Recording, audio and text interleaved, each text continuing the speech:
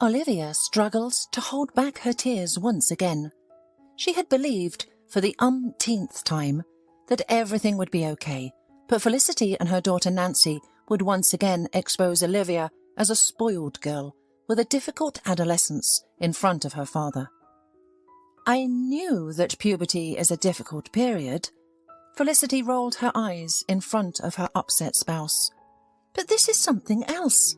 Olivia is spiralling out of control. If only you knew how hard I have to bring her up.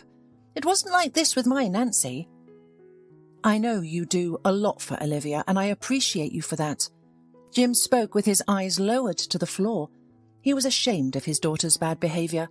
Olivia had repeatedly tried to convey to him that when he is not at home, stepmother Felicity humiliates her, loads her with endless chores, does not let her study, meet her friends, do her favourite things. But Felicity was a master at manipulating people and a skilled actress. She always managed to turn the father against his daughter. She would use words that made all of Olivia's explanations and arguments seem like pathetic excuses and attempts to defame a saintly woman who was dealing with someone else's difficult child. So now Olivia wouldn't even bother herself trying to prove to her father that she was innocent. It wouldn't lead to anything. The girl sat on her bed, huddled in the corner, and buried her face into a huge teddy bear. It was a gift from her grandmother's neighbour, Mr. Shanks, when Olivia was 7 years old. She was overjoyed when she saw him with the big toy in his hands. He always came to their house with a big smile on his face. Oh, those were the most wonderful times. If only she could go back to then. Thinking of her grandmother, Olivia smiled. Yes, she longed for her beloved grandmother, who loved and accepted her unconditionally. Sarah showered her only granddaughter with warmth and care, talked to her a lot and hugged her often. But it had been almost 5 years since she passed. Olivia was 10 then, and since that time, Olivia's life had changed, and not for the better. But Olivia's childhood had been simply wonderful. Despite not knowing her own mother, she felt truly happy under her grandmother's protection. Olivia's mother had died shortly after giving birth to her. There were unforeseen complications after childbirth, and the doctors couldn't do anything. So Jim was left alone with an infant in his arms. He had loved his wife deeply and had a hard time coping with her loss. He had no idea what to do with a newborn child. Fortunately, his mother was there at that difficult moment. Sarah took the girl and relieved her inconsolable son, who was almost dead with grief. Initially, Sarah lived in her son's apartment in the city. Jim worked as a ship mechanic on a fishing vessel and often went on long voyages. He didn't have a strong desire to take care of the baby, and Olivia ended up under the full care of her grandmother. At first, Sarah tried to encourage a bond between her son and his daughter. She wanted Jim to take care of the child himself. It wasn't that she found it difficult, no, but it was the right thing to do. But Jim refused. He was grieving and blamed his daughter for what had happened to his beloved wife. Olivia realized this later as she grew older. For a long time, Jim believed that it would have been better if he and his wife had not had children at all. They could have travelled, focused all their attention on each other and been happy. Jim was deeply in love with his young, beautiful wife and mourned her loss for a long time. Eventually, Sarah grew tired of being the mediator between Jim and Olivia. She was going to return to her small hometown, to her cosy house with the green roof. There was so much for her to do there, tending to the vegetable garden, raising chickens, taking care of cats and a dog. During her prolonged absence, the neighbour Mr. Shanks had taken care of everything. They had a good and warm relationship, and Sarah also had helped him out more than once. Seeing that her adult son couldn't be reached, the woman packed up little Olivia and returned home. Jim was only happy about this decision. The infant irritated him, and by her mere appearance reminded him of tragedy. Besides, the man soon had to go on a long voyage, which also pleased him. The waves, socializing with colleagues, hard physical labour. Jim hoped that all this would help him get his mind off his troubled thoughts. Partly, by the way, it turned out so. As for Sarah, she began to take care of her little granddaughter with her usual vigour. Diapers, feeding, walks with the stroller. It was as if she became a young mother again. Only now she was already enjoying motherhood with full commitment. When her own son Jim was a baby, the woman didn't feel the full happiness of having a child. She had to deal with a bunch of things at once, to set up life in a small village house, to finish studying at the local college, and also to work part-time. Now the woman gave all her time, all her attention, all the warmth to Olivia. Looking at the girl, she felt a mixture of pinching tenderness and acute pity. How can it be? Such a tiny baby, already left without a mother, and her father doesn't seem to want her. Jim's behaviour was very upsetting to Sarah, but she hoped that could be fixed with time. Olivia grew up, a sweet and problem-free child. She had few illnesses, and she started sitting, walking and talking on time. Sarah could not be more glad about her. The girl grew up surrounded by friendly people who gave her warmth and acceptance. The grandmother was the most important person to Olivia. She was always a reliable, caring, kind person who would understand and support no matter what. Sarah opened the whole world to her granddaughter, explained complicated things to the little girl. Olivia couldn't remember a single time when her grandmother dismissed her questions, as adults usually do. It was as if they understood each other without words. Sarah had friends and neighbours, and they were also involved in Olivia's upbringing. The girl often went to visit them, made friends with their grandchildren. There were times that a bunch of children would run from house to house. Somewhere they'd have breakfast together, somewhere they'd have lunch, somewhere they'd watch TV together. Someone's father would take the group to the river or the woods. It was fun. The girl had a particularly warm relationship with Mr. Shanks. His house stood opposite her grandmother's, and the elderly man often came to them to help her with men's chores, fix the faucet, fix the roof on the shed, move a cupboard. And Sarah would feed him delicious pies and flavoured meatballs. Mr. Shanks was a widower, and Olivia, hearing this strange word for the first time, frowned thoughtfully, trying to understand what it meant. The grandmother explained, of course, why no one baked him pies now. Of course, the man was perfectly capable of cooking, but he never learned the art of baking. Olivia later realised that Mr. Shanks had more than just friendly feelings for her grandmother. Why not? He was a widower, and Olivia's granddad had passed away a long time ago. But Grandma, she must have decided to dedicate her entire life to her granddaughter, without any other distractions. The woman had big plans for Olivia's future. She spent a lot of time with the girl, putting her heart and soul into her.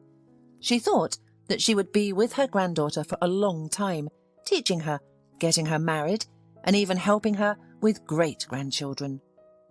Unfortunately, things didn't go as planned. Thanks to her grandmother, Olivia had warm memories of her childhood. She particularly loved the summers, when there were a cheerful and carefree pair. During their summer vacations, Mr. Shanks' granddaughters Molly and Kathy would come to him from the city. They were Olivia's best friends, and she eagerly looked forward to their visits all year long. The three girls would spend the entire day together, never getting bored. They would ride bicycles, explore the river and the woods, play hide-and-seek, and share scary stories in the evenings. Often a group of children would spend the night at Olivia's house. Sarah never turned down her granddaughter's requests to let someone stay overnight, and the children would stay up all night, chatting and giggling, and the woman never scolded them, knowing how much fun they were having. Of course, Olivia realised early that she lived a different life compared to the other children. Not all of them had fathers, but they all had mothers. The mothers varied in age, beauty, strictness and kindness, but they were always there for their children, as were their fathers. Of course, Olivia started asking her grandmother questions early on, so the woman had to tell Olivia the story of her birth. The girl did not know her mother, so she wasn't too upset, especially when her grandmother said that her mum was now in heaven and helping her from there. It was like a beautiful fairy tale. But from time to time, a longing squeezed Olivia's heart. She sometimes imagined what it would be like to experience certain moments in life if her mum was still alive. However, these thoughts didn't bother Olivia much. While she lived with her grandmother, her life was warm and good. As for her father, of course, he would visit them at least once every 2 months, and always made sure to come on Olivia's birthday with gifts if he wasn't on a trip. For Olivia, he was familiar and family, but also almost a stranger. He was a handsome young man, with sad grey eyes, always well-groomed and stylishly dressed. He would bring gifts like beautiful dolls, elegant dresses and interesting books. Olivia always wondered, how does her father always manage to guess exactly what she dreams of? Only later she realised that her grandmother used to tell her son what exactly to buy for Olivia in the city. Jim would usually stay for a couple of days, sometimes a week. He didn't know what to talk about with his daughter, so he would ask obligatory questions about school, friends and hobbies. But Olivia could see that he wasn't particularly interested in all of this. It was different with Mr. Shanks. He loved listening to Olivia's stories about the adventures of the village children. He would laugh, recall episodes from his own childhood, and subtly give important advice. It was the opposite of what her father did. He would only ask because he had to. Olivia understood this, even as a very young girl. She really wanted to please her father, to at least interest him in something. But it was in vain. All of Olivia's attempts were met with indifference from her father. He would diligently fulfill his duties as a father and son, send money to his mother, buy necessary things for Olivia and repair the house when he visited. But he did it all out of a sense of duty. He and his daughter never developed any affection for each other. Sarah tried to explain to her son how to behave with Olivia. The adults thought Olivia was asleep, but she heard everything. "Girls need father's attention," Sarah half whispered to her son. "She's growing up. Come more often. Take her and go on vacation together. Show her cities. Take a vacation by the sea." "You know, Mum, I work a lot. I'm always in the sea making money. By the way, it's for Olivia's future." "But you often forget about the present," Sarah sighed sadly. "I don't forget. No, I see how well you're doing. Olivia is happy with you, while well, what can I give her? I'm still confused myself." Olivia, even though she was still very young, realised that her very existence was burdening her father. No, he wouldn't take her on vacation or visit her more often. Her father, he was better off on his own, without her and without his mother, in his own lonely and incomprehensible life. It hurt. Olivia loved her only parents very much. To realise that she wasn't needed by him was scary and unpleasant. The girl even shed a few tears into her pillow, but she acted as if nothing had happened the next morning. And then her father left, hugging Olivia as he always did when saying goodbye. "I'm going on a long trip," he said. "I won't see you for a long time. I won't be able to come to your first day at school. I'm sorry." "That's all right." Olivia waved her hand nonchalantly. She was used to her father being absent during the most important moments of her life.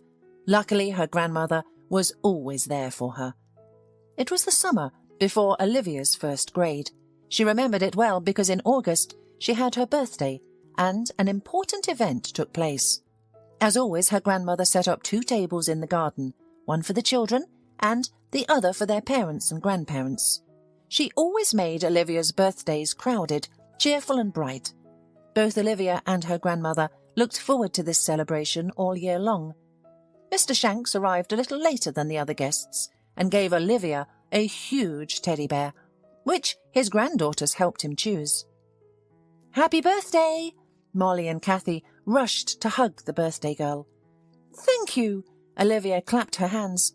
"And what does Mr. Shanks have in his hands?" "Oh, this is my old guitar I recently found in the attic. I was sorting through things, thinking of throwing away unnecessary junk, and I came across this instrument."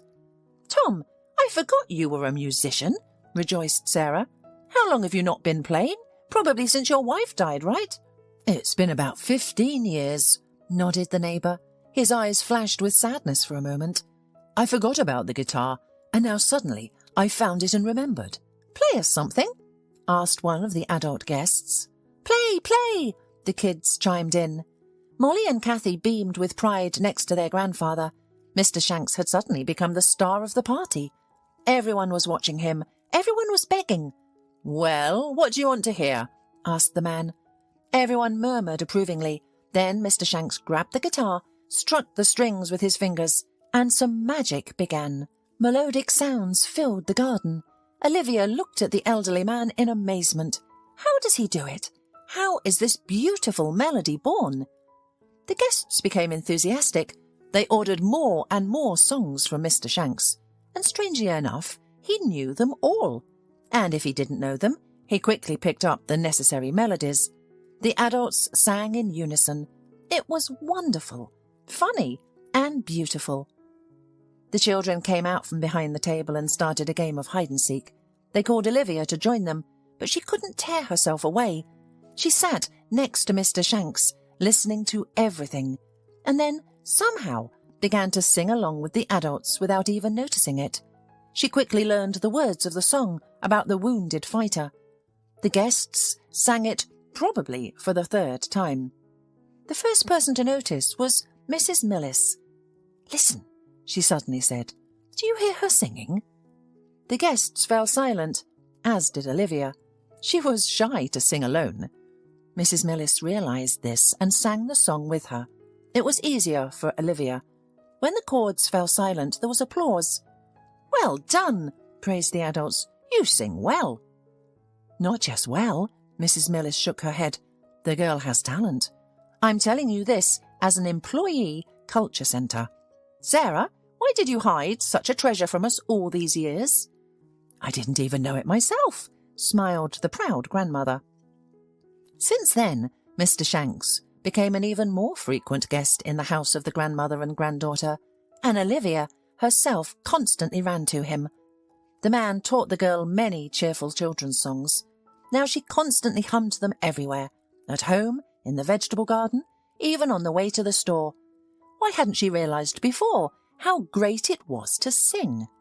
She didn't go to kindergarten because it was too far to drive her there. Her grandmother didn't work, so her granddaughter grew up with her. In kindergarten, the music teacher would have noticed Olivia's talent earlier, but at home... They hardly had any music at home. Grandmother usually played audiobooks, not songs. That's why Olivia only realized at the age of 6 how much she loved singing and music. "When school starts, we'll send you to the culture centre, to Mrs. Millis. She says they have a good choir there and even get invited to perform in other cities. We can't let such talent go to waste." Olivia listened to her grandmother and looked forward to starting school. She wanted to go on stage. She wanted to meet people who shared her hobbies. The future seemed bright and fabulous. And then the girl asked Mr. Shanks to teach her how to play the guitar. At first he refused. "It's too early for you. Your fingers are small, your hands are weak. You can't even hold this thing." But the neighbour was wrong.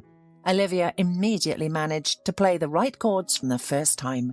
Molly and Kathy even clapped their hands with joy for their friend. "See, Grandpa, she can do it. Will you teach her?" "I will, of course," puzzled Mr. Shanks, scratched the back of his head. "Where else could I go now that you've convinced me?" The neighbour kept his promise and began teaching little Olivia chords and everything he knew on a daily basis. The young pupil made great progress, quickly grasping everything and even learning to pick up melodies. "I certainly do not know it," Mr. Shanks shared his observations with Sarah, "but she seems to have an exceptional ear. She should go to music school." "I wish," sighed the woman, "but we don't have one here. There's only a choir here, and going to the city every day is not feasible. At least they'll take her to the choir. Mrs. Millis promised, although Olivia is still young. Older kids sing there." Finally, the long-awaited first school day arrived. The girl was a little anxious, but overall filled with joyful excitement. Both Olivia and her grandmother had carefully prepared for this special day. The day before, they went to the city and spent a long time choosing the most beautiful things: shiny shoes, a smart white blouse, and a puffy dark skirt. In the morning, Olivia's grandmother braided her hair into tight braids, which were adorned with large white bows. Grandma handed her granddaughter a beautiful bouquet of flowers. Olivia still remembered the delightful fragrance they exuded. Passers-by smiled at the grandmother and the dressed-up granddaughter, congratulating them on the beginning of their school journey. They wished the girls only success. Olivia thanked the people, knowing that there would be a party in the evening. Her grandmother had already invited the neighbour kids to visit. Olivia was also eagerly awaiting the start of classes in chorus. She was so eager to sing on stage. Mrs. Millis assured her that she would really like the teacher, and indeed, Mr. Nelson highly appreciated the abilities of his new student. He didn't go easy on her, despite her young age. If Olivia missed a note or mixed up the words, he would mention it. But these were just minor details. The important thing was that Olivia felt at home in her element. Grandmother worried that the shy granddaughter would be nervous in front of an audience, but no, the little singer behaved on stage like a natural. First, Olivia sang as part of a group, and then she began performing solo. Mr. Nelson couldn't help but rejoice in his talented pupil.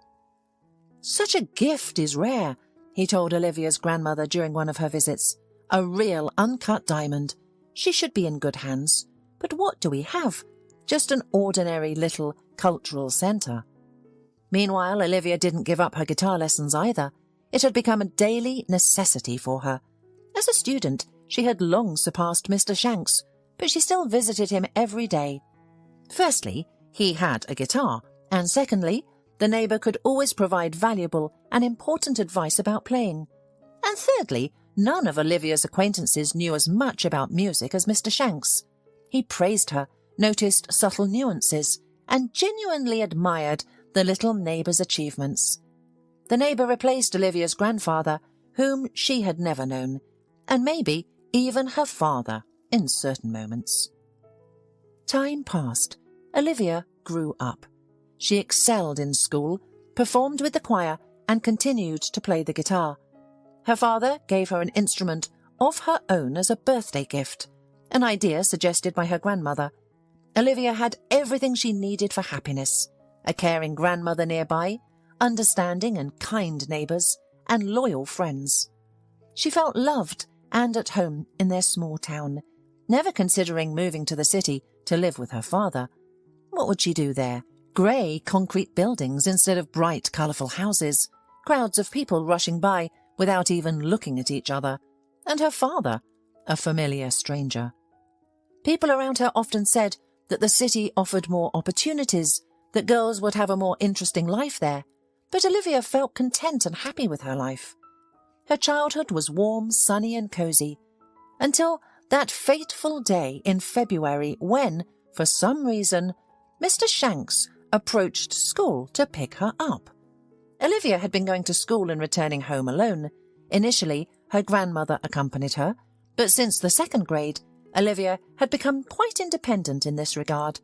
The road was not close, but in the company of her friends and neighbours, time passed quickly. The girls walked together, chatting about everything, laughing, discussing the details of the school day and making plans. And this seemed to be an ordinary day.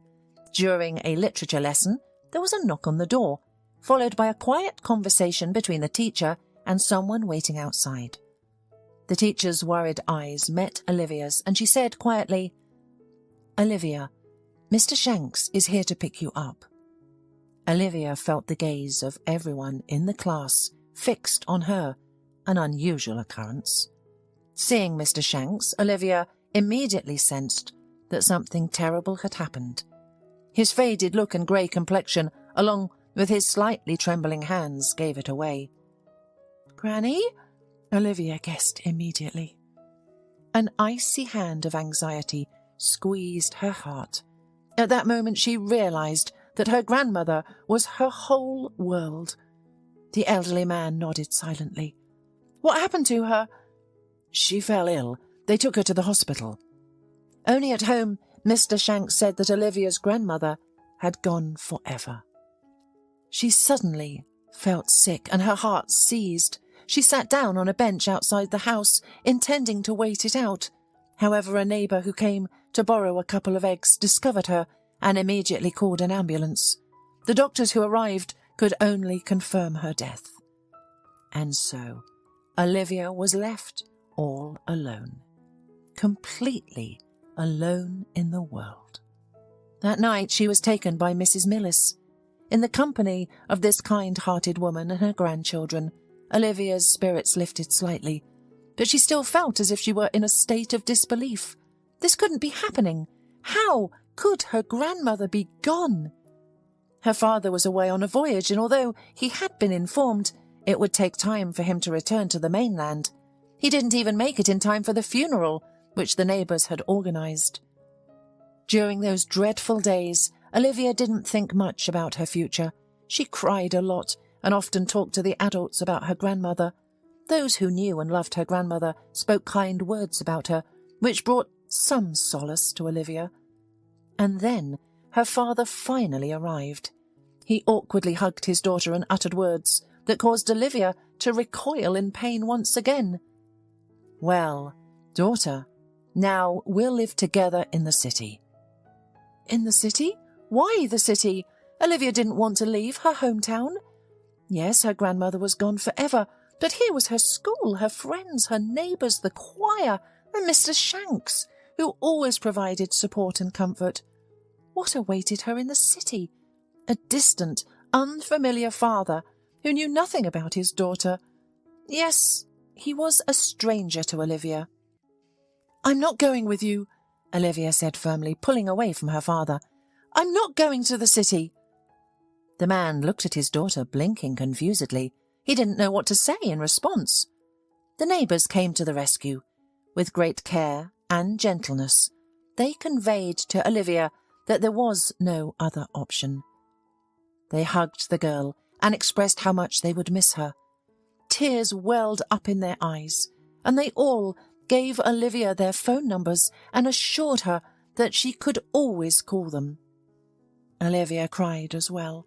It was difficult for her to say goodbye to her hometown, but the compassionate adults managed to convince her that it had to be done, that there was no other way. "You come to visit," Mr. Shanks said. "During the holidays, you, Molly and Kathy will live with me. It doesn't matter to me if there are 2 girls or 3. We'll all have more fun." Olivia knew that this invitation was genuine, not just a polite gesture, and this thought brought a little warmth and brightness to her heart. And so, Olivia went to the city. It wasn't the first time she found herself in her father's apartment. She and her grandmother had visited him before. Olivia even had her own room there, a bed, a spacious wardrobe and a desk. Everything a child needed. However, she had never truly liked the place. She loved her bedroom at her grandmother's house much more. It was filled with cosy and cherished items, plush toys, interesting books and a colourful fish tank. But there was no other choice. She would have to settle into this new place. The first thing Olivia did was place the teddy bear that Mr. Shanks had given her the summer before, first grade, on her bed. It instantly made the room feel cosier. The toy reminded her of the happy and carefree times when her grandmother was by her side.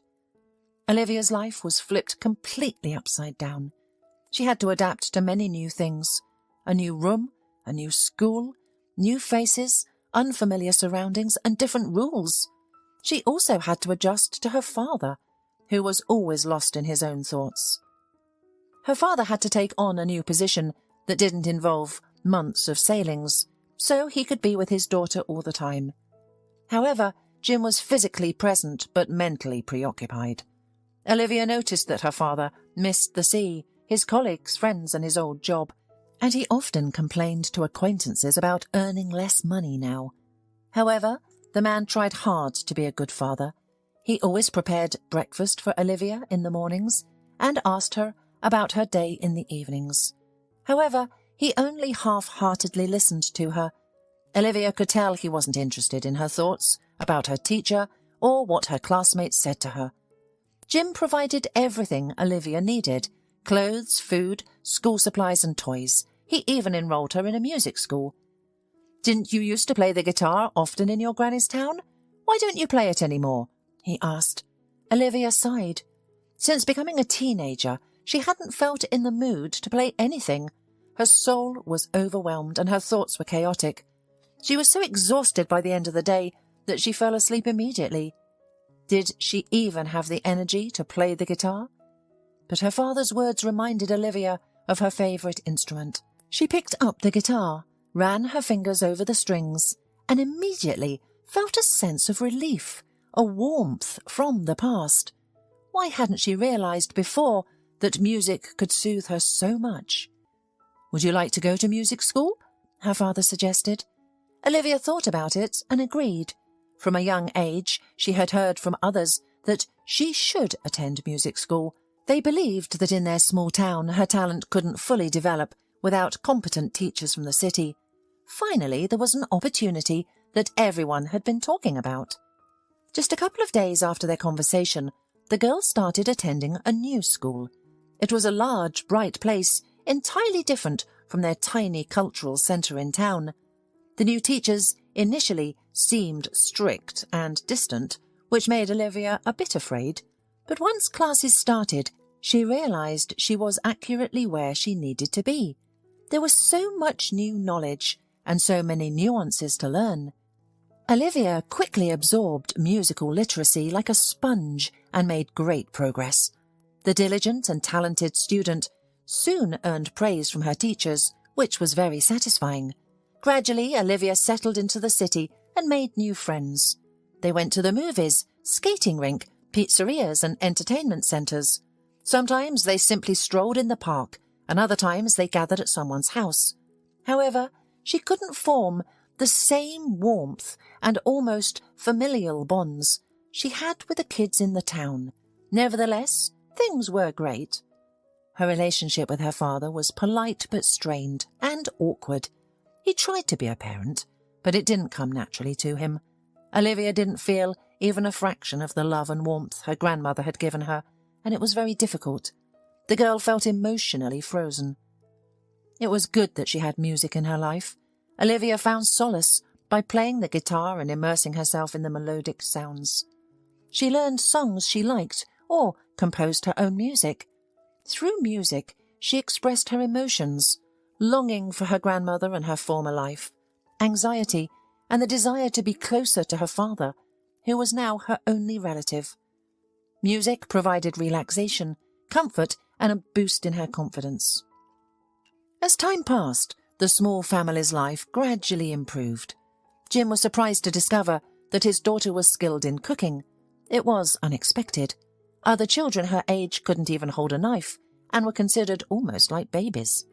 Olivia effortlessly handled all the kitchen tools and at a young age baked incredible pies and cooked flavourful soups.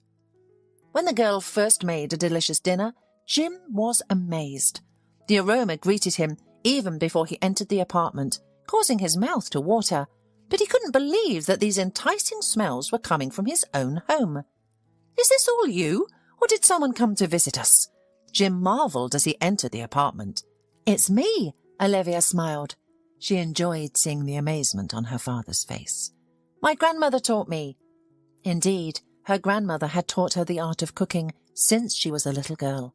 Olivia helped her grandmother knead dough and as she grew older, learned to handle a knife like an experienced cook. She even developed a genuine passion for cooking. It was almost like music, a true art. Now, Olivia often cooked for their small family and thoroughly enjoyed doing so. Gradually, the relationship between father and daughter improved. The adaptation process was not easy and took a long time. Both of them had to put in great effort, but in the end, Olivia achieved what she wanted: the warmth and care of her father. It didn't happen overnight or suddenly. Her father's heart slowly thawed. The icy barrier that held him back began to crack and crumble. One day, Jim found it interesting to have a conversation with his daughter. She had become mature and sensible. Now her father looked at her in an entirely different light. Olivia could feel the change and rejoiced in it. Her father no longer withdrew into himself when he came home from work, and he finally started sharing his future plans and work news with Olivia. Father and daughter went on several vacations, just as her grandmother had once asked. Jim showed Olivia the big cities of their country. These trips were truly wonderful. Olivia discovered that her father was a very intelligent and knowledgeable man. He had expertise in various fields such as architecture, history, archaeology, and culture, and he gladly shared this knowledge with his daughter. In the first summer, after Sarah's passing, Olivia and her father went to her town. Jim prepared the house for the long absence of its owners, closing the windows with shutters, wrapping the furniture in plastic, and getting rid of unnecessary items. During this time, Jim also discovered a real treasure: albums filled with pictures that his mother had carefully preserved. The albums contained the entire history of their family, from the ancestors of Olivia's grandparents to Olivia herself. The father took this archive back to their city apartment. The preparation of the house only took a couple of days. During this time, Olivia felt as she had really returned to the past, familiar places, smiling neighbours, and old friends who missed her dearly. When her father told her it was time to go back, Olivia even had tears in her eyes. "How can we leave? We haven't been here long enough."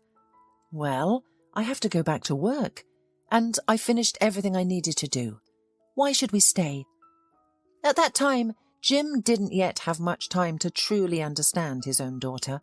He couldn't comprehend her feelings. However, Mr. Shanks immediately understood everything. "Jim, let Olivia stay with me for at least a couple of weeks," the elderly man said. "My granddaughters have come to visit me. They've been friends since birth, the three of them. They miss each other. They will go for walks to the river and to the forest, to breathe fresh air. It's a blessing, isn't it? It's better for the girl to be here than in stuffy concrete boxes all day while you're at work." "I don't know." Jim stretched out uncertainly. "Mr. Shanks, you are almost nobody to her." "What do you mean, nobody?" Mr. Shanks was indignant. "She's like a third granddaughter to me. I've been coddling her since her babyhood." These words of the elderly neighbour echoed warmly in Olivia's heart. She looked pleadingly at her father. To spend at least a few weeks in her favourite town with the company of her best friends. It's happiness. When Jim agreed, Olivia jumped for joy, and Molly and Kathy jumped with her. It was a wonderful time. Everything as always. Games with friends till night, familiar places, neighbours who'd known Olivia from birth. Except Grandma wasn't around. Her house looked onto the road with its closed windows, and sadness occasionally clutched the girl's heart. And then the father came for his daughter, and everything ended. Olivia cried, leaving for the city. Friends and girlfriends hugged her. Mr. Shanks stroked the girl's head. "Well, dear, stop weeping and making dampness here. You're not going away forever. Here will be your autumn vacation. Your father will bring you here to rest. Just know that you are always welcome here." Olivia understood that Mr. Shanks said from the bottom of his heart. This consciousness of this simple truth became easier and warmer on her soul. But Olivia never came to this place for vacation. Soon after her departure, Mr. Shanks was hospitalised. A stroke. He made it out, but he could no longer live alone in his hometown. He was taken to his daughter, the mother of Molly and Kathy. The family lived in another city. So Olivia never again saw either her childhood girlfriends nor a kind neighbour. Anyway, the girl got used to the new reality. The relationship with her father became more cordial and warm. At least, next to Olivia, was always a native person, ready to support and listen. And the girl appreciated it. Soon the father started talking more and more often about the fact that he wanted to return to the sea. "You see, this is my element. The waves, the wind, the sea air and the expanse. Nothing for miles around. It's breathtaking. Olivia understood. She understood perfectly well what it was like when the heart starts to beat joyfully at the sight of favourite landscapes. And we don't have enough money, Jim lamented. Those who go on voyages are paid many times more, but here on the mainland the wages are quite different. Olivia didn't think they were in need. They had everything they needed, even more. They dressed beautifully, ate well, travelled. But her father still dreamed of more, and often recalled his former earnings. "Well, I'm an adult already," reasonably noted once Olivia. "I'm 13. I've been going to school myself for a long time. I have known how to cook since childhood. Why don't you come back? I see now you miss the sea. I can manage on my own." "Well, no. You're just a child. You can't be left alone for so long. What if something happens?" "Yes, what could happen?" sincerely perplexed the girl. She felt herself independent enough to live for a month or two alone. Yes, it would be boring without Daddy, of course, but she could manage. "By law, you cannot be left alone. You are only 13. The neighbours will find out. They'll call the guardianship office." "Yes, the neighbours here are strange. Not like in Granny's town," Olivia agreed. "And how will you feel about having a nanny?" "A nanny?" Olivia snorted. "What am I, some kind of baby?" "Well, if I go to the sea, I need someone to look after you. It won't be a babysitter for the little ones, but more like a housekeeper. Your au pair." "I don't need an au pair," muttered Olivia, but she already realised that her father would not leave her alone. It wasn't allowed. "All right, hire your housekeeper." The girl waved her hand finally. Jim, having made the decision to return to the sea, immediately perked up. Now he smiled and joked a lot. Jim looked like an absolutely happy man. Olivia rejoiced, looking at him, but also worried a little. What if she does not find common ground with this woman who should look after her and the house? What if it turns out to be some nasty woman? Meanwhile, the search for a housekeeper did not progress very well. Jim contacted many agencies and called the ads himself, but only came across babysitters for kids, and no one agreed to live with a teenager and look after the apartment. However, the man had not given up hope of finding such a person. "He who seeks will always find," he optimistically declared to his daughter after another failure. One day he returned from a friend's birthday party, upbeat. It was late in the evening. Olivia was sitting over a difficult math homework assignment when the happy Jim came up to her and announced that that was it. The problem was settled. "What settled?" The girl didn't understand. "I found a babysitter for you. Oh, sorry, I mean an au pair. It's such a deal, you can't even think of a better one." Olivia tensed a little. After all, it was her fate he was talking about. "Can you be more detailed?" asked the girl, and her father told this daughter the story of this fateful, as it would later turn out, meeting. Jim came to the birthday party of his buddy. They had graduated from college together and even worked on the same ship. Later, the paths of the old friends diverged, but they still had a warm, friendly relationship. Peter was celebrating his anniversary. On this occasion, he decided to have a big celebration in a restaurant. Among the guests were many people whom Jim had seen for the first time, including Felicity, an acquaintance of Peter's wife. The tall, slender woman looked beautiful, stylish, tastefully dressed, smiling and friendly. At some point, Felicity and Jim got to talking. Both of them had already had a few drinks and were relaxed. The evening passed into the phase of frank life stories. It turned out that Felicity had recently divorced her husband, or rather, according to the woman, her husband simply put her and her daughter on the street because of a stupid quarrel. "How could this man do this to his child?" outraged Jim. "I have a daughter myself, and I—" "Nancy is not his daughter," Felicity sighed. "This is my child from my first marriage. My husband, my ex-husband now, could never accept her. Probably because he never loved me, really." So Felicity found herself in a desperate situation. Money to rent a flat was catastrophically lacking. The woman could not find a good job, and she had no good education and no experience. Felicity devoted herself to her husband and daughter. She looked after the house, cooked delicious meals for her husband, organized the household, and he, a successful businessman, provided the family with money. Felicity felt delighted and protected, but without realizing it herself, she was in a very vulnerable position, as she was completely financially dependent on her husband. And now here I am, all alone, in such a plight, grasping for any part-time work to feed myself and Nancy. My parents are long gone. I have nowhere to go for help. My friend invited me to this party because she was sure that I needed to take my mind off everything a little, but I still think about my problems all the time. Yeah, and I used to think I was in a desperate situation, Jim said. It's much harder for you, of course. I hope everything works out for you in the end. I, for my part, will try to help you with work. We're looking for a secretary in the shipping industry. Oh, thank you. It is so kind. By the way, what happened to you? Felicity, ignoring the potential job offer, focused on the words, desperate situation. And Jim shared everything with this sensitive and beautiful woman. About the death of his beloved wife during childbirth, about his mother who raised his daughter until she was 10 years old, about the difficulties of becoming a single father, and of course, about his dream to return to the sea. I'm looking for someone like a nanny for my daughter, but no one agrees. People offer hourly babysitting services for babies, but no one wants to live with a teenager and take care of the house.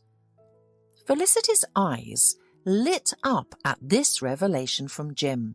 Jim, don't you realize that our meeting today is not an accident? The woman exclaimed. It's just some kind of miracle. Providence has brought us together. Much later, it would be discovered that it wasn't Providence that brought Jim and Felicity together. Peter's wife knew about the situation of her husband's friend and wanted to help him. The women purposefully arranged for Felicity and Jim to meet at the party. She thought it could be a wonderful solution for them. How old is your child? Felicity asked for clarification. 13. And my daughter Nancy is 15. I know how to raise teenage girls, how to connect with them. I enjoy communicating with them. We will definitely get along. Jim pondered for a moment. He had been hoping for a professional housekeeper from a specialized agency, but time was running out as he was soon leaving on a voyage, and the problem remained unsolved. Your daughter is about to go through the teenage years. It's a very challenging period. I know Nancy and I have already gone through it. Children of that age require special supervision, otherwise trouble is not far behind. Felicity spoke convincingly and appeared quite confident. Jim hesitated. Indeed, this woman had a lot of experience dealing with children. She had a daughter, slightly older than Olivia. It could be interesting for the girls to be together. They would surely find common ground. Besides, Felicity was truly beautiful. Jim enjoyed her company. She was very pleasant.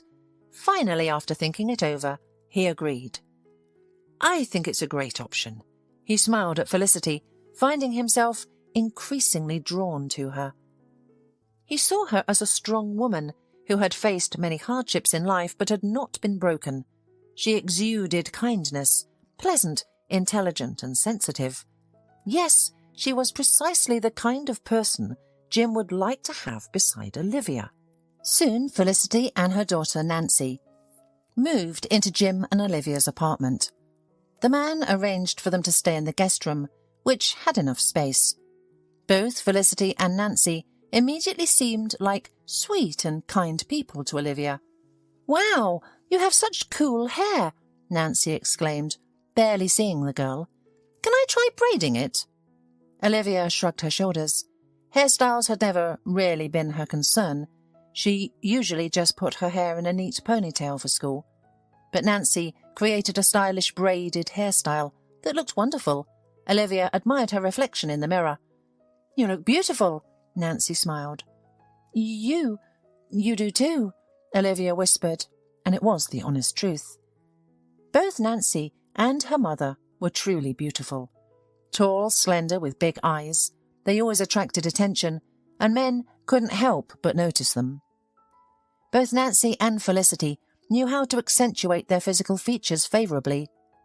They chose the right outfits, skillfully applied makeup, and created beautiful and very stylish hairstyles. At first, Olivia saw everything as magical. In her father's house, there was never any makeup or closets full of clothes. Olivia would watch mesmerised as Felicity applied makeup in front of the mirror. "Interesting, isn't it?" smiled Felicity, noticing the girl's gaze. "Come, sit next to me, and I'll show you how it's done." In just half an hour, Felicity transformed Olivia into an entirely different person. In the mirror, Olivia saw a beautiful girl with enchanting eyes, a gentle blush on her cheeks, and plump, doll-like lips. "You look gorgeous," marvelled Felicity. "You should always be like that." But Olivia wouldn't like always to be like that. Though it made her look beautiful, she didn't like the feeling of makeup on her face. Plus, it took a lot of time. Applying makeup and then washing it off could take an hour. Felicity and Nancy gave Olivia something she had been missing: a woman's attention. They went shopping together, chose outfits, gossiped, and discussed movies and celebrities. Now Nancy always braided Olivia's hair before school, creating wonderful and stylish hairstyles. Felicity and Nancy also helped Olivia with her wardrobe. "Your clothes are baggy and grey," Felicity complained, inspecting Olivia's closet. "I have to wear these to school," Olivia shrugged. She hadn't thought about this issue before. "Nonsense. You can always find something that fits the regulations and looks beautiful," exclaimed Felicity. "Nancy, let's go shopping. We need your advice. You have great taste." "Of course, I'm with you. I love shopping," replied Nancy.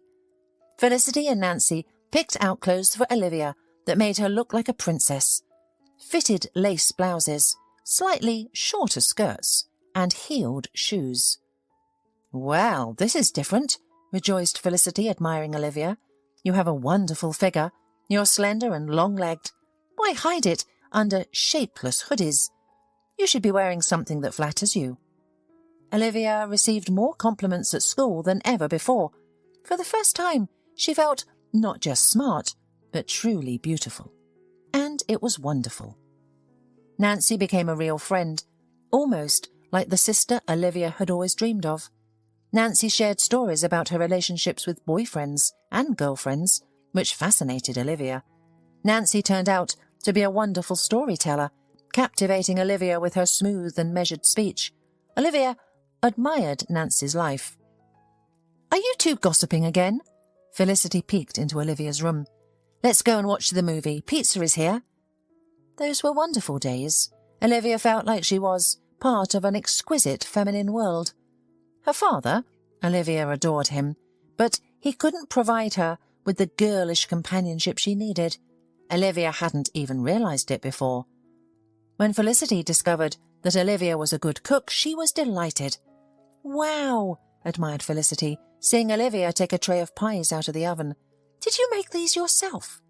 "Yes," answered Olivia proudly. "My grandmother taught me, and I've been able to do it for a long time." Olivia was tired of ordering food from restaurants, so she decided to treat Felicity and Nancy to homemade pastries. "It's divine," praised Nancy, taking a big bite of the pie. "I've never tasted anything like it. But it's not great for the figure, of course." "It's nice for your age," smiled Felicity. "Olivia, you surprised me. I still haven't learned to bake, and you're so young and already so good at it." Olivia blossomed from these compliments. To please Felicity and Nancy, she tried to cook something every day and did much better than Felicity. Felicity's soups were often too liquid and salty, and her casseroles constantly burned on top and didn't bake inside. That's why Felicity preferred ordering food at home. It was not difficult for Olivia to prepare dinner or lunch for them, and she did it with joy because Nancy and Felicity took care of her and taught her so much. However, when her father came back, Felicity and Nancy moved back into their rented apartment, which upset Olivia. She missed the heart-to-heart talks and trips to cafes and stores with them. Olivia missed Felicity and Nancy, who showed her a thoroughly different side of life that she had never even suspected. When her father asked her about her life in his absence, Olivia described Felicity and Nancy in vivid colours. "They are so cool. You can't imagine." She shared her impressions with her father. "It's so interesting with them, so good." Her father smiled, showing his satisfaction with her stories. A month later, Jim was sent on another voyage for an even longer period, and Felicity and her daughter came to look after Olivia again. Time flew by unnoticed, and when the father returned, Felicity and Nancy stayed in the apartment, which made Olivia incredibly happy. Olivia noticed that her father looked at Felicity in a special way, and although Felicity tried to hide it, it was clear that she sympathised with her employer. Olivia thought it might be wishful thinking, but soon she realised it was not. "Everything had been coming up to this for a long time," Nancy said, looking at Olivia as if she were a little child. "I didn't doubt that it would be like this, but I was a little wrong about the timing." Then Jim left for another voyage, and when he returned, he and Felicity were married. They had a cosy wedding with just the four of them in a restaurant.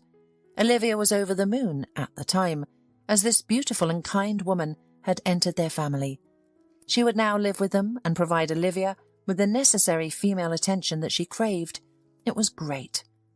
Olivia had long dreamed of something like this, but everything turned out much better than she could have imagined, because now she also had Nancy, practically an older sister and a friend who knew so many interesting things. Unfortunately, everything changed as soon as her father went on a voyage. The status of wife drastically transformed Felicity's attitude towards her stepdaughter.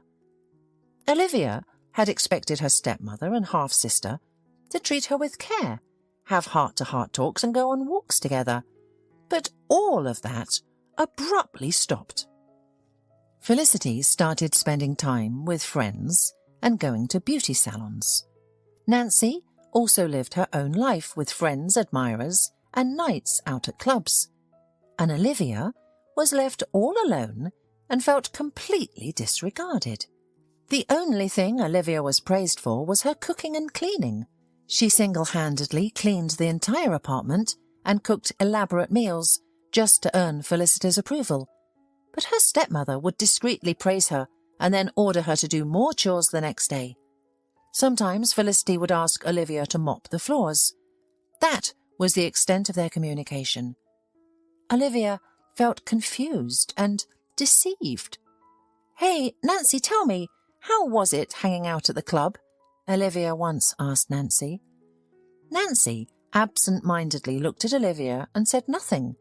When the girl repeated her question, Nancy sighed heavily and muttered, "You're such a clingy girl, always sticking around. It's impossible to be around you." It was a blow to Olivia. She had thought that she and Nancy were friends. The girl used to willingly share details of her life with Olivia. They used to talk a lot and go on walks together, and now everything had changed. But there was more to come. Felicity had gotten used to that Olivia did many chores, and soon Olivia was responsible for all the household chores. In the absence of her husband, Felicity hardly cooked anymore. It became the duty of her stepdaughter. The same went for cleaning. If before the girl would at least receive praise for helping at home, she now only received remarks and reproaches if she couldn't keep up with everything, and it was overwhelming. Olivia was still studying and attending music school. Naturally, her grades suffered. It was impossible to manage everything at home and excel in her studies. Olivia tried to explain to Felicity that she couldn't handle it all. "Felicity, I'm tired. I don't have time to do my homework. I've already missed music school too many times. Let Nancy cook and clean once in a while." "That, my dear, is called laziness." Felicity looked at her stepdaughter with an indifferent gaze. Nothing supernatural is required of you. Didn't you know that people who live together share household chores equally?" Olivia was shocked. Equal? That was too far-fetched to be true. Nancy did nothing, absolutely nothing at home. Even her bed had to be made by Olivia. She lived as she pleased, meeting friends, going on dates, shopping. Sometimes she would even come home at night. Felicity called her from time to time. She even went somewhere at night to take her daughter. Only Olivia's father, he knew nothing about this side of Nancy's life.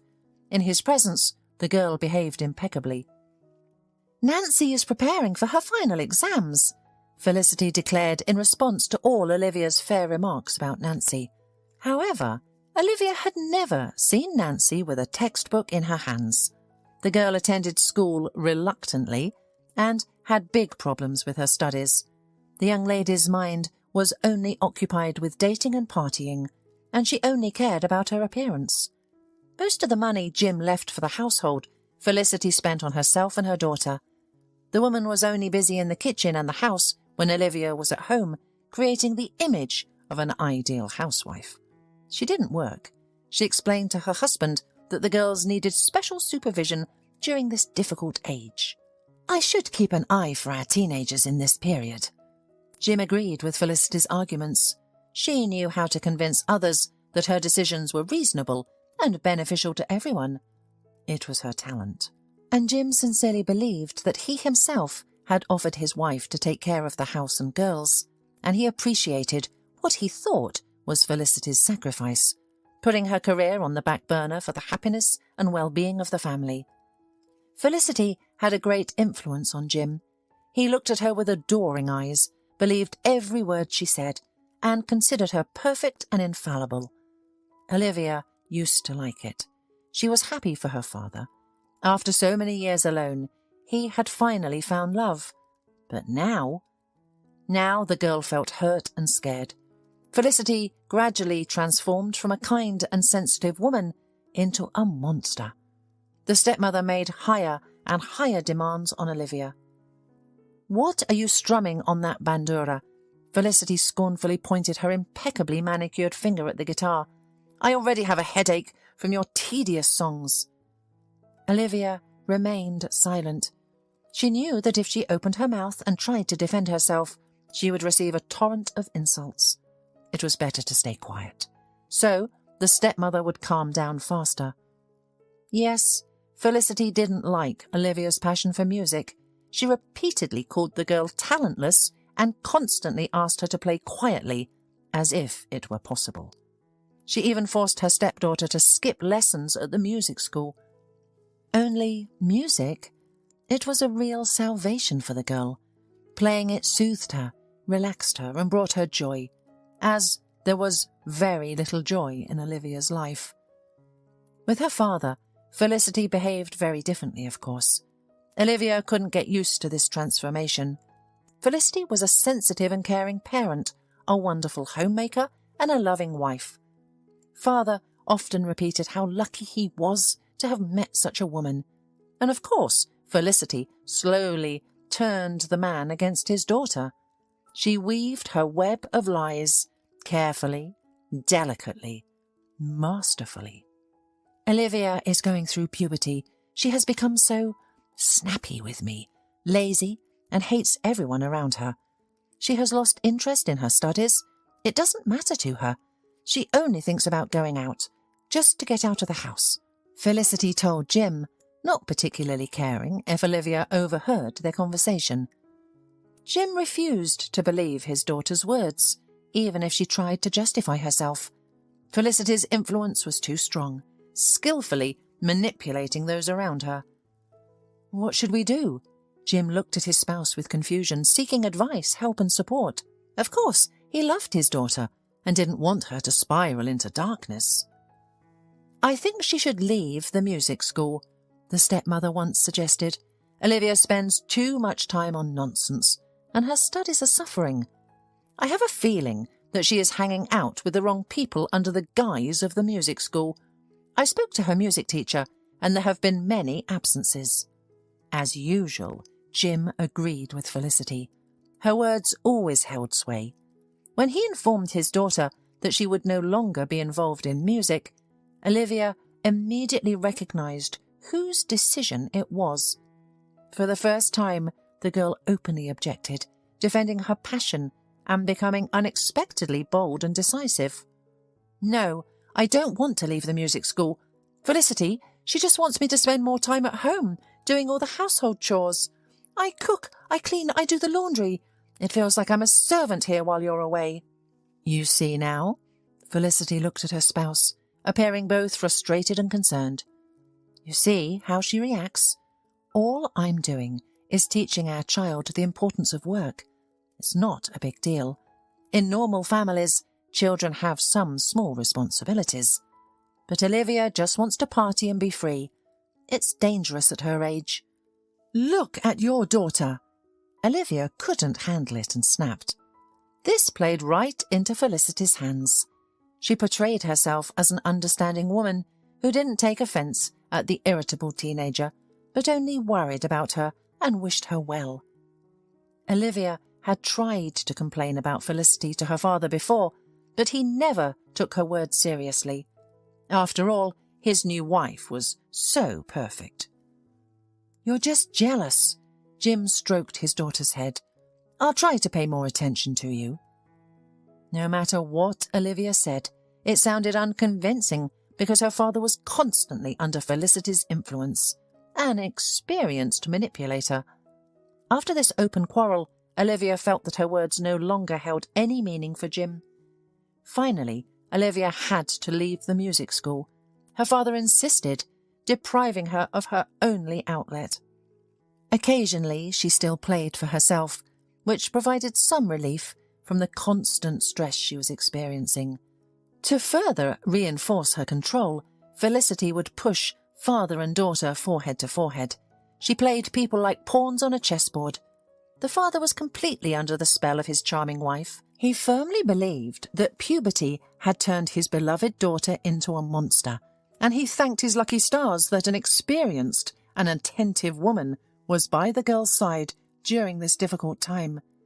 Once, Nancy took money from the family's stash. Olivia knew about it.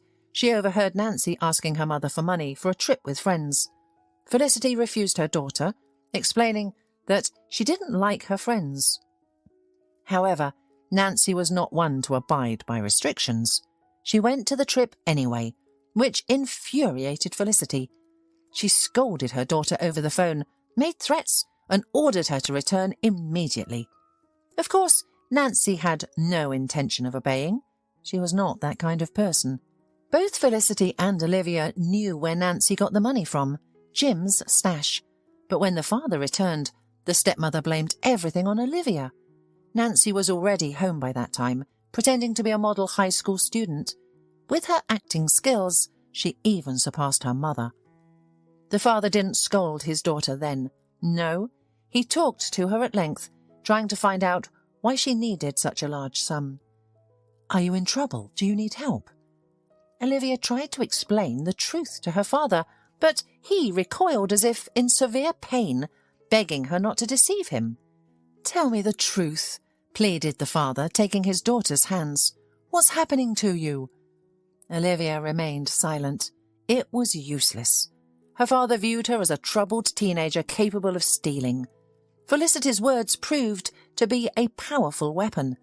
Her father didn't trust his own daughter, yet he unquestioningly believed every word from his wife. Time was passing, and Nancy's enrollment in college was approaching. Olivia realized that her image of a diligent student would fail. How would the stepmother explain it to her father? She had spent years crafting the image of her daughter. In her stories, Nancy was portrayed as a smart, diligent and gifted girl. As for Olivia, she had somehow grown accustomed to this life. Reprimands, ridicule, indifference, household chores, restriction in everything. Olivia sometimes felt like Cinderella. Felicity was the textbook stepmother. It's true what they say, a fairy tale is a lie, but there's a hint of truth in it. And then, in her father's absence, Alan started visiting Felicity, a young man well-dressed, always smiling and polite. The woman explained to the girls that he was a distant relative, but the way Alan looked at Felicity made Olivia realise that the stepmother was lying. Nancy didn't believe her mother either. She smiled sarcastically every time this guest appeared in the house. Now, Felicity could afford not to come home at night, and Olivia understood perfectly well what was going on. She was no longer a little girl. The stepmother had a lover, young, handsome, charming, head over heels in love. The girl felt sorry for her father, who trusted his wife so much. She tried to understand why Felicity needed this man. After all, she didn't do anything without a reason. If she had brought a man closer to her, it was only to gain something from him, although perhaps it was a matter of feelings. He was a handsome man, resembling the guys in magazines. Even Nancy looked at him in a special way. Olivia told her father about the man who sometimes came to their house and about Felicity's frequent absences. Her father frowned. "Are you telling the truth, or are you trying to smear Felicity again? You're always fighting." "Dad, it's true," the girl almost shouted. She felt that her father didn't fully believe her, but she managed to plant a seed of doubt in his mind. Of course, Jim talked to his wife. She told him something about a relative who had come from another town for a short time and then complained again about Olivia, accusing her of lying and arguing with everyone out of a desire to protest. Olivia heard every word from her stepmother. The girl clenched her fists in impotent anger. Felicity looked and sounded as convincing as always. Jim didn't know what to do. He couldn't simply quit his dream job again and return to the mainland. However, now it would be even harder to do so. After all, he was not only supporting himself and his daughter, but also 2 other people. He had taken on the responsibility, so he had to provide adequately for the family. Olivia is completely out of control. Perhaps she needs her father around, but how can I leave the ship? Earning a few pennies is no longer an option for me. Felicity, charming, delightful, intelligent and delicate. Jim fell head over heels for this woman at first sight. They met at a mutual friend's anniversary and soon realised they could help each other. It was like a puzzle coming together.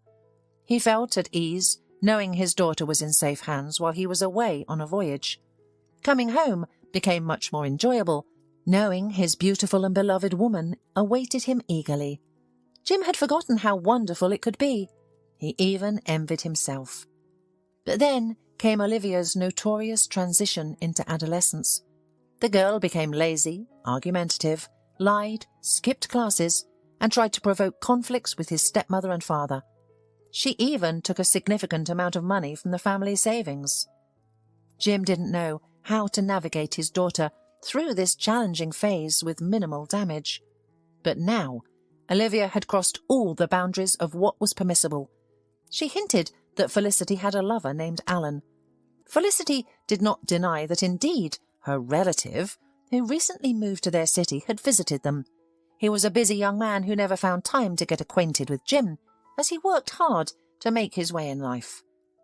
But Olivia, she insisted that Felicity was a deceitful monster and that Alan was her lover. Jim looked into his daughter's honest eyes and was horrified. Had Olivia become a slanderer and a liar? It was so unlike her. That's when Jim decided to install a hidden surveillance camera which could record the footage and send it to him. When he returned, he would provide Olivia with proof. She would see the recordings and realize how baseless and ugly her attempts to smear Felicity were. Perhaps something would click in her mind and she would come to her senses. There's nothing more sobering than seeing oneself from an outside perspective. But Jim did not expect what he would witness. At first, he felt a sense of guilt for invading his family's privacy, as if he didn't trust them. But the footage that camera captured turned his entire perception upside down. Felicity truly treated Olivia like a servant. She looked at her with contempt, forcing the girl to work for the entire family. Olivia not only cleaned up after herself and performed simple chores, but also took care of the entire house, cleaning, cooking meals. And all she received in return were reproaches and insults. No, Felicity didn't behave like that when Jim was at home. Jim couldn't believe his eyes. His heart ached as he saw Olivia as a helpless Cinderella.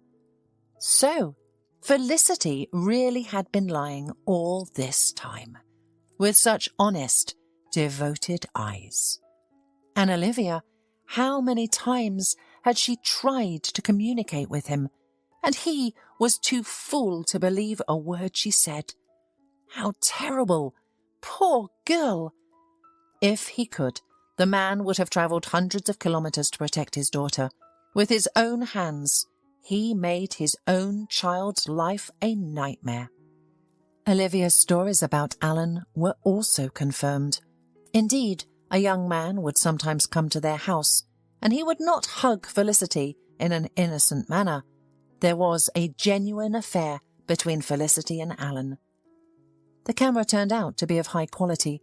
Jim heard every word spoken by them. Alan turned out to be an experienced and very affordable lawyer. Felicity definitely wouldn't have enough money to pay for his services. That's why she took the usual route, using her female charms. Yes, Felicity and Alan were lovers.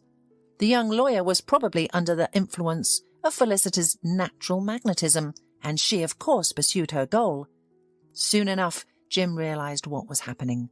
All this was about Sarah's house, which she left as an inheritance for her granddaughter. Felicity knew about it and was looking for a way to sell the property. She needed the money. Nancy, the woman's own daughter, wouldn't be able to attend college on a scholarship. The girl never bothered to study, and as we know, miracles don't happen. Therefore, Felicity needed a substantial amount of money to cover Nancy's tuition. The woman knew very well that Jim, no matter how much he loved her, would never agree to such a thing. That's why she needed Alan. As Olivia's guardian, Felicity had the right to manage Sarah's house and use the proceeds to pay for Nancy's education, and Alan, being an experienced lawyer, helped his mistress in this case. Realising what was happening, Jim clenched his fists in impotent anger. Olivia couldn't be left alone with these terrible people. There was still plenty of time until the end of the trip. It would be difficult to cut short the business trip, but Jim would do it. Olivia was in danger. Olivia struggled to hold back her tears. She didn't want Nancy to see how hard it was for her.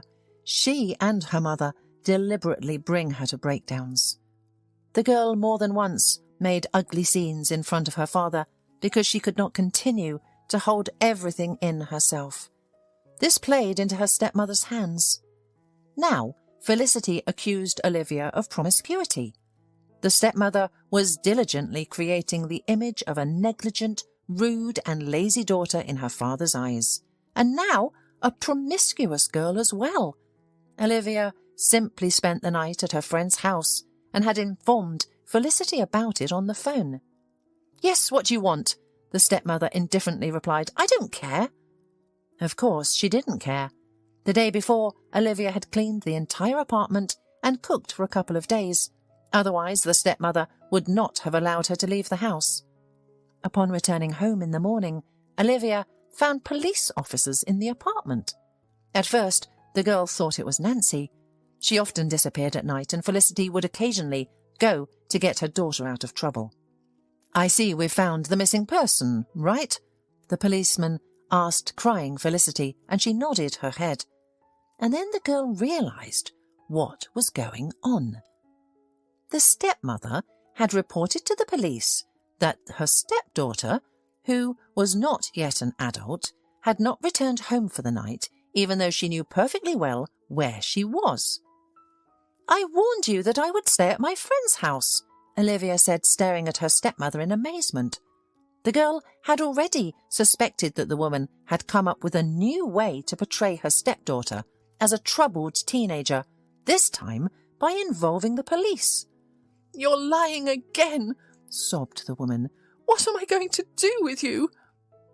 "One more trick like that and we'll put her on the register," warned the official as he left the apartment. To be put on the register.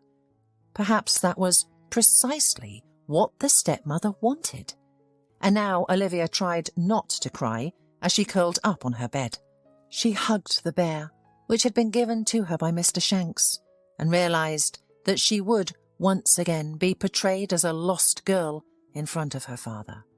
And he, as always, would unquestionably believe his wife and look at his daughter with sad, anxious eyes.